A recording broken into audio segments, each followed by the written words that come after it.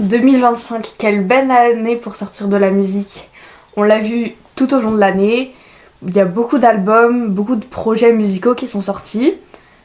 Et j'avais envie de faire un récap en mois par mois de de tous les albums qui sont sortis cette année.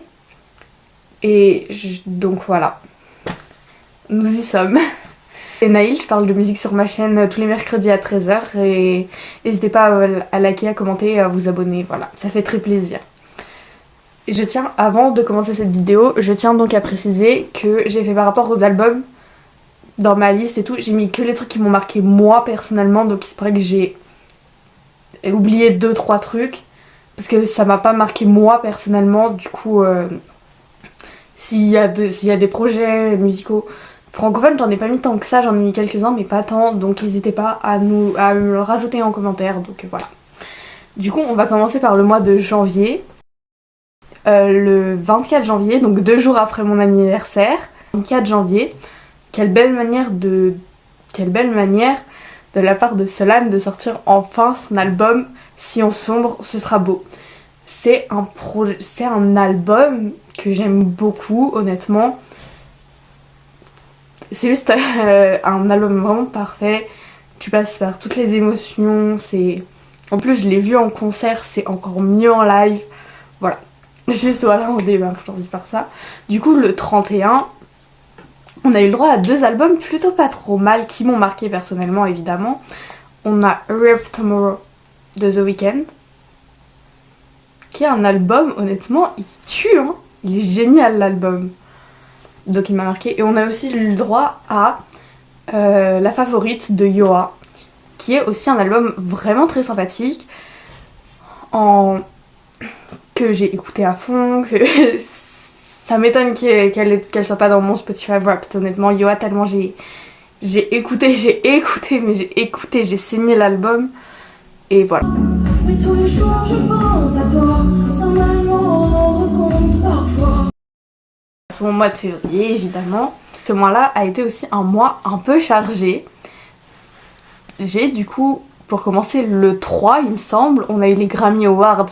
Comment oublier la 67e cérémonie des Grammy Awards? Je retiens toujours Beyoncé pour l'album de l'année. N'est pas Hit Me Harder of the Billie Eilish. Les Grammy, de toute façon, voilà, on les retient. Mais voilà, la révélation, bah, c'était forcément Chapel Roan, ma star, voilà. Voilà. En 2025, ça allait quoi, enfin... Il y a 2-3... Globalement, ça allait. Voilà. Du coup, le 14 février, vu qu'on continue chronologiquement, on a eu les victoires de la musique en France. Et Yoa a gagné la victoire de la révélation scène. Et c'est mérité, parce que je l'ai vu en concert. En concert, elle tue. Yoa, elle tue tout le monde. Après, pour revenir sur du coup les sorties d'albums, le fin février, on a eu le droit à Crève-Cœur d'Adèle Castillon, qui est un album pas trop mal, hein. De toute façon, Adèle Castillon, c'est toujours super ce qu'elle fait. Et on a aussi le droit à So Close to What de Tate McRae, qui est aussi un très bon album, honnêtement, à Miss Possessive. Ah, franchement, on démarre l'année avec ces 5 albums, on démarre l'année vraiment pas trop mal, honnêtement. Tu sais que 2025, ça va être lourd quand tu vois ça, déjà. Ensuite, en mars, on a eu le droit au premier album studio de Elena, donc Elé, qui est honnêtement un album qui m'a bien marqué cette année. Il est là, quoi. Il est là, il est installé. Elena n'a rien à prouver, elle est là. Et le 14, on a eu le droit au premier album studio de Stilto, qui s'appelle Philacrimal, qui est aussi un album qui tue. Voilà, je vais dire ça pour tous les albums. De toute façon, c'est tous des albums qui m'ont marqué personnellement. Voilà, aussi des projets musicaux, c'est tous des trucs qui m'ont marqué moi, et moi seule. Vous, ça vous a pas marqué, c'est votre problème. Après aussi, en mars, il me semble le 14 également, on a eu le droit à la sortie d'un nouveau single de Chapel Roan, qui était donc The Giver. Voilà. Voilà, voilà. Le single, il est là, quoi. Il est là. C'était... Carrément, ça a été ma chanson. Ça a été une chanson que j'ai écoutée en boucle. Mais vraiment en boucle. Après, en avril, donc nous avons eu le 4, il me semble. On a eu Joe qui nous a sorti The Crooks, qui est vraiment un de mes albums préférés de cette année, honnêtement. Et voilà quoi, enfin que dire, l'album est génial. L'album est génial. Allez écoutez. Voilà, parce que Joe, on le connaissait. Enfin, de toute façon, Joe, j'ai déjà parlé de lui dans une vidéo, donc voilà. Vite fait, très très vite fait. Donc ensuite, le 18, on a eu Isabelle La Rosa, qui nous a sorti son album Raven. Franchement, qui ne connaît pas Isabelle La Rosa? Forcément, elle est partout sur TikTok à un moment. Et son album, il est génial, franchement.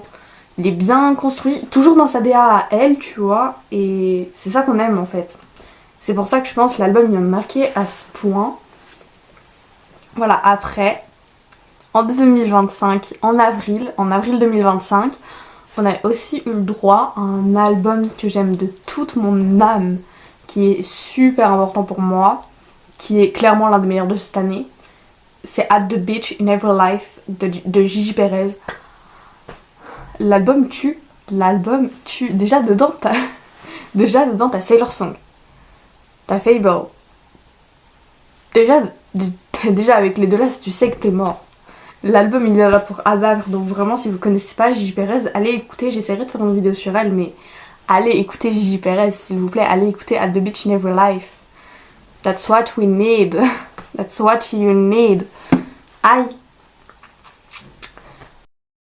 Du coup en mai, on a eu du lourd. On a tellement eu l'Eurovision. La France a fini 7ème avec Louane. Et honnêtement, c'est pas trop mal. Hein. Voilà. Et du coup, ça nous amorce vers la prochaine personne, qui est le 16 mai. Damiano David nous a sorti son premier album solo, Funny Little Fears. Voilà, enfin, l'album est pas trop mal. Hein. Et honnêtement, étant de base quelqu'un qui aime Maneskin, forcément que j'avais un peu peur de ce que ça donnerait en solo. Mais au final, l'album, il est là, quoi. Il a de la présence. Genre, littéralement, Zombie Lady m'a convaincue déjà. Je pensais pas spécialement aller écouter l'album quand il est sorti. Mais j'ai été sur TikTok et tout. J'ai vu des extraits de Zombie Lady. Voilà, je me suis dit, ok, c'est bon, faut que j'aille écouter l'album, faut que je l'achète, j'en peux plus de moi. Donc voilà, c'est comme ça que qu'en soit l'album de Damiano, que je comptais pas spécialement écouter de base, je l'ai écouté, tu vois. Et voilà, c'est ce que j'ai à dire. Du coup, ce qui nous amène à juin. Du coup, le 6 juin, on a eu 2 albums qui m'ont personnellement marqué. On a eu celui de Marina, Princess of Power, il me semble, un truc comme ça.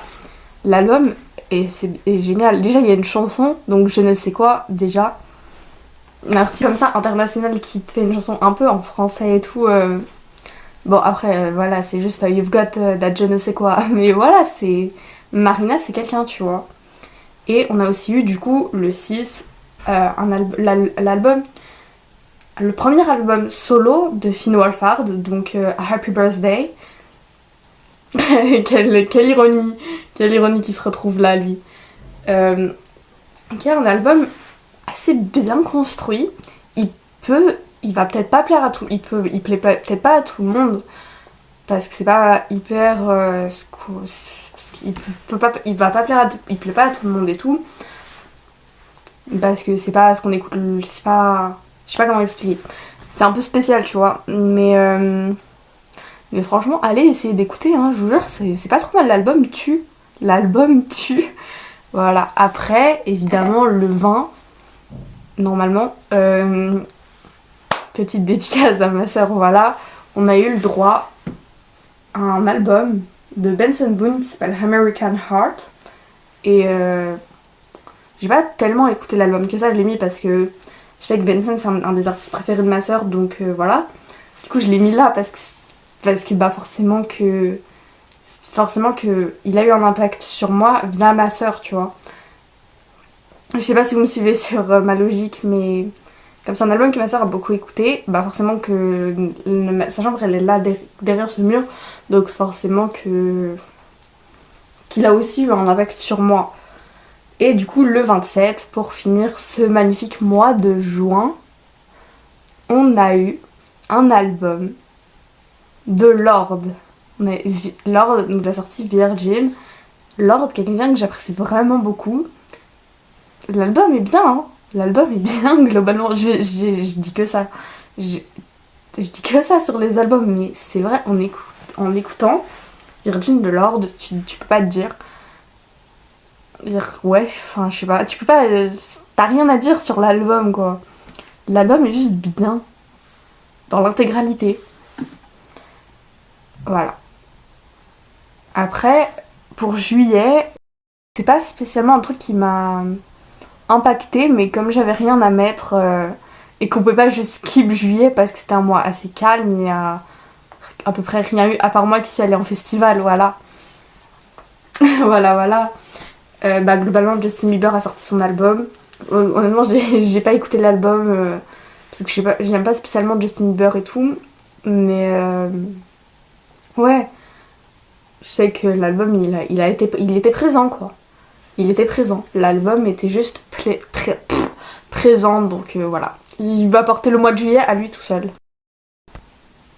Ensuite, du coup, pour passer à août, le 1er août, on a eu le droit, on a eu le droit à un nouveau single de Big Flo et Oli, du coup Mourir pour renaître, qui est génial honnêtement. Je suis dégoûtée de les avoir vus un mois à l'avance et que voilà, mais c'est ok. Et on a aussi le droit à 2 Subway de Chapel Roan, parce que c'est un single qui est vraiment super sympa quoi. Genre vraiment, toujours le premier est sorti un des meilleurs albums pour moi cette année, Bite Me de René Rapp. J'ai vu qu'il a pas fait l'unanimité du tout. J'ai vu des gens vraiment ne pas aimer l'album, mais personnellement c'est un album que j'aime beaucoup dans son intégralité. Honnêtement il y a 0 chansons qui sont... pour moi il y a 0 skip. Après j'aime beaucoup de choses hein. J'aime beaucoup de choses donc voilà. Voilà, c'est pour ça que je pense je trouve pas souvent des skips dans des albums et tout. Mais Premier Degré c'est un no skip album pour moi. Tu peux pas skip une seule chanson de Bite Me. Enfin je veux dire, ma préférée dans Bite Me du coup c'est Shy évidemment. Mais voilà, enfin... Du coup, le 15 août, évidemment qu'on a eu un événement très important pour moi. Évidemment, devinez pourquoi. Bah oui, Conan Gray a sorti son 4e album, Wishbone. Et ça, c'est pour moi le perfect album. Ok, comment on entend bien, c'est Wishbone, c'est Crash Out sur Crash Out. Genre vraiment, tu peux pas te dire, ah ouais... L'album, il tue. Aïe. Mais vraiment, c'est objectivement un très bon album. Je le recommande avec le grand sourire. Quand j'ai écouté, j'étais pas comme ça. Hein. Quand j'ai écouté, vraiment, j'avais envie de tout casser. Déjà, tu vois, c'était minuit. Quand c'est sorti, c'était minuit. Du coup, bah forcément, j'étais dans la voiture, je rentrais de concert. J'étais comme ça contre la vitre. À l'écouter et à regarder le paysage. Forcément que le truc me détruit, forcément. Et du coup, voilà, forcément. Du coup, le 22, on a eu le droit à 3 albums qui sont vraiment bien. Je parle de A Matter of Time de Lofi, qui est génial. Déjà, dans le vinyle, t'as le vinyle de base. Et normalement, t'as un 7-inch en cadeau et tout. Enfin, un 7-inch d'un bonus et tout. Déjà, l'album.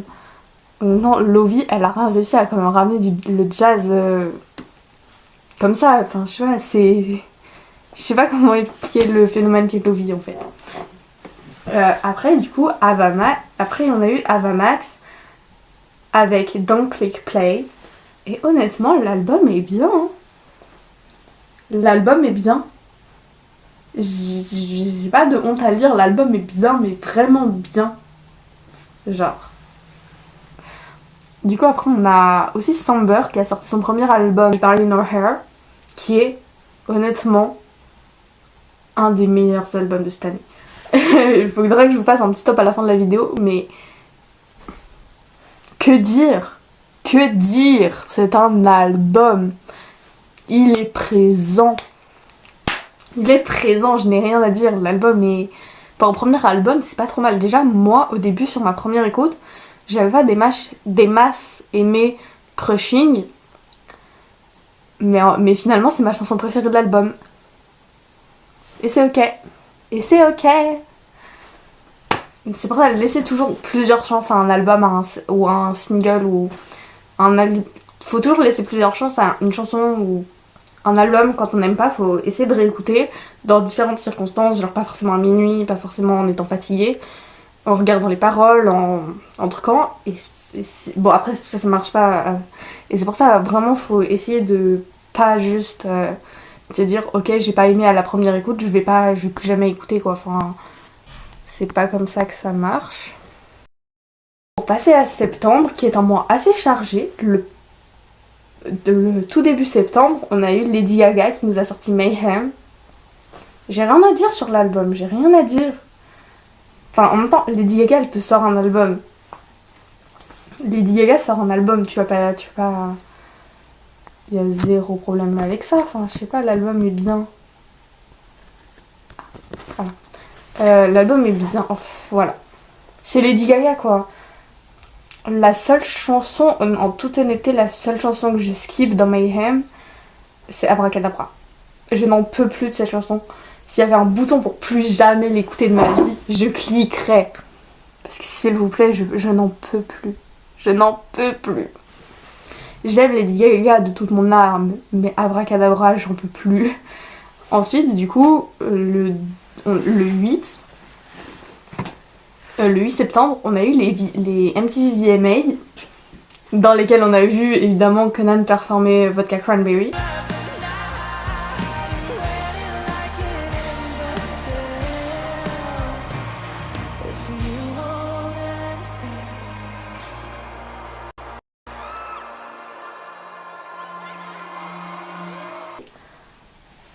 Voilà, c'est tout ce que j'ai à dire. Samber qui a gagné son premier VMA, la prestation de Tate McRae, tout était bien. Après les VMA, on a eu le droit à un album d'Ed Sheeran. Et voilà quoi, enfin... Ed Sheeran étant un artiste qui, peu importe où je vais, il est là. Je sais pas si vous me suivez, mais genre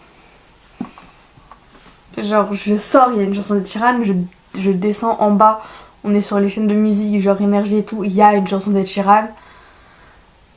J'ouvre Insta, il y a Ed Sheeran, j'ouvre TikTok, il y a Ed Sheeran, donc forcément qu'en sortant du coup Play, il va encore être plus là et il va me stresser. Donc il va forcément impacter mon année, tu vois, musicalement parlant. Et l'album est pas trop mal, hein, en vrai de vrai. Du coup, après, le 19, on a eu le droit à des petits albums pas trop mal. On a eu Lola Young qui nous a sorti I'm Only Fucking Myself. Que dire, l'album est waouh. Substop Story qui m'a abattue. Vraiment, l'album, je m'étais pas spoilé quand il est sorti le 19. Je me suis dit je vais pas aller l'écouter. J'ai dû me retenir de pas aller l'écouter à minuit. Et je me suis dit je vais pas aller l'écouter, je veux que ma première écoute soit sur vinyle. Donc j'ai réacheté demain. Je sais pas si vous me suivez, mais voilà quoi. Du coup ma première écoute d'album c'était sur vinyle, c'était en plein après-midi et tout, il faisait beau. Les conditions parfaites pour écouter I'm Only Fucking Myself. Ce jour-là, on a aussi The Favors, qui est du coup le duo formé par Phineas et Ash. Donc, pour sortir leur premier album ensemble, The Dream. En tant que The Favors, évidemment. Parce que sinon, ils avaient déjà un single ensemble. Et, et le single il était pas trop mal, du coup l'album est bien aussi. J'ai rien à dire globalement sur cet album. J'ai rien à dire. Le 30 septembre à 19h. Déjà, qui sort des singles à 19h heure française, s'il vous plaît? J'étais vraiment en train de me décomposer le 30 septembre à 19h et tout, j'étais là comme ça. J'étais vraiment en train d'attendre, j'étais là en mode c'est long, c'est long, je n'en peux plus, je n'en pouvais plus. C'est pire de sortir en pleine journée comme ça à 19h qu'à minuit, honnêtement. C'est Louis Tomlinson qui nous a sorti Lemonade, qui du coup est le single pour annoncer son troisième album. Le lead single de son troisième album. Voilà, qui est l'album qui sort le 23 janvier. Du coup, au moment où cette vidéo sort, il est déjà sorti. Du coup, après, en ce qui concerne le mois d'octobre, on a eu le 3, on a eu beaucoup de trucs. On a eu l'album du GP Explorer The Last Race. GP étant l'événement que c'est, bah je ne pouvais pas ne pas le mentionner là, voilà. Je pouvais pas mentionner ça, ne pas le mentionner parce que c'est le dernier GP Explorer quoi. Il y a eu un album pour l'occasion, forcément que ça va un peu impacter l'année, sachant que les chansons dedans, il y en a c'est pas trop mon truc tu vois, mais ça allait tu vois, mais genre Théodora, Del Castillo, Clara Luciani, j'ai vraiment plus du tout le truc tu vois, mais c'était important. Du coup, le 3 octobre, on a aussi eu Mickey qui a sorti son premier album Industry Plant. Voilà. Que bien de fou. Franchement, c'est hyper quali pour un premier album. J'ai rien à dire sur l'album. Je n'ai rien à dire sur l'album. Le 3, comment ne pas le mentionner? Comment ne pas le mentionner? Évidemment, Taylor Swift a sorti The Life of a Showgirl. Comment ne pas le mentionner? L'album est bien. Je dis pas que j'ai aimé toutes les chansons, mais l'album est bien. Enfin, genre, à part. Globalement, j'aime tout l'album, à part Cancelled et Wood.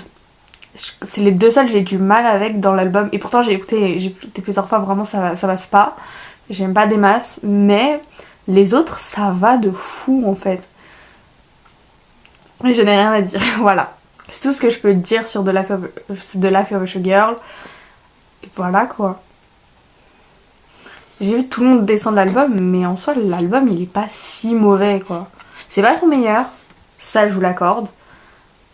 Mais c'est pas non plus horrible quoi. Du coup, le 10 octobre, bah moi ce soir-là j'étais au concert de Solane, franchement, hors sujet, mais j'y étais. Et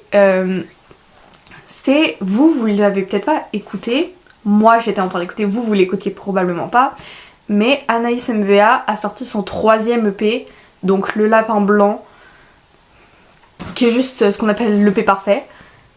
Genre déjà clôturer l'EP avec une chanson qui s'appelle Ton nom en featuring avec Wallace Cleaver, pardon. Mais l'EP parfait quoi. L'EP parfait, la chanson elle est hyper bien et tout en plus. Donc voilà, allez écouter, c'est tout ce que je peux dire, franchement. Du coup, pour passer à novembre, le 7 novembre, on a eu le droit à un album d'Orelsan. Du coup, La Fuite en Avant, qui de ce que j'ai vu est pas trop mal. Et voilà quoi, enfin. L'album est bien, l'album c'est Orelsan quoi, enfin. Que dire? Forcément que, en tant que personne qui est mariée. En tant que personne qui aime Orelsan, forcément que l'album va me toucher, enfin, va avoir un impact sur cette année. Et donc, je pense qu'il était important de le rementionner ici, de rementionner l'album ici. Le 7 également, on a eu Rosalia qui nous a sorti Lux, qui est objectivement un très bon album. Je vous mens pas, de base, j'avais pas la vision J'avais pas la vision Rosalia, franchement je comprenais pas. Je comprenais vraiment pas. Et puis après il y a eu Bergen. Je sais pas comment ça se dit, qui est sorti. Déjà le truc, déjà juste sur le son là, elle te fait... Tu flottes en l'écoutant, tu flottes. Tu ne l'écoutes pas, tu flottes. Quand tu écoutes, tu flottes. Et du coup, je suis allée écouter l'album. Et en fait, c'est le cas avec tout l'album. C'est un album qui te fait flotter globalement. Et et du coup, forcément, depuis ça, j'ai la vision sur Rosalia. Ma star, voilà. Je me suis réconciliée avec Rosalia. Il n'y a pas de problème. Il n'y a pas de problème. Mais voilà. Et du coup, le 21 novembre, comment ne pas le mentionner, This Is a sorti un album, évidemment album dans lequel se trouve Mélodrama feat. Théodora. Déjà juste ça, c'est pour ça. On s'en rappellera pas du coup l'album. Et bah si du coup, on te rappelle, on s'en rappelle. Mais on se rappelle de l'album, mais l'album s'appelle On s'en rappellera pas. C'est technique, mon truc c'était moins technique dans ma tête, mais j'ai lâché un on s'en rappellera pas comme ça, mais si, bah forcément il y a Mélodrama dans l'album, forcément qu'on va s'en souvenir. Voilà. Et du coup, pour conclure cette année, avec décembre, qui, comme tous les ans, décembre est un mois vraiment calme. Juste pour revenir, c'est comme j'ai mis un truc pour mettre un truc. C'est le 27, de toute façon je l'ai déjà mentionné dans une précédente vidéo, mais le 27 décembre, on a eu le droit aux 10 minutes de piano de la dernière date du Love and Tour de Harry Styles. C'est tout ce que j'ai à dire, That's all I can say.